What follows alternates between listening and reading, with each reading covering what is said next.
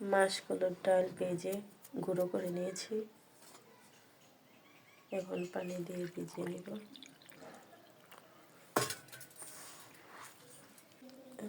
মেখে নিলাম, সরিষার তেল দিয়ে দিলাম। এখন দিয়ে দিলাম পেঁয়াজ, একটু ভেজে নেব। তেজপাতা, এলাচ, দারচিনি নেব,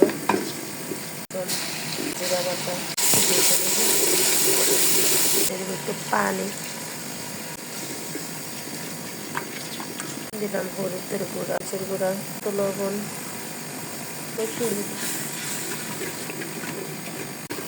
ভালো করে কষিয়ে নিলাম। এখন মাছের মাথা দিয়ে দিব, দিয়ে দিলাম রুই মাছের মাথা,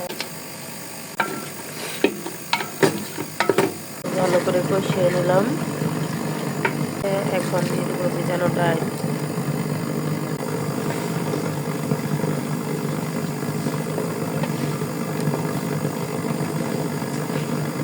দিয়ে দিলাম পরিমাণ মতো পানি।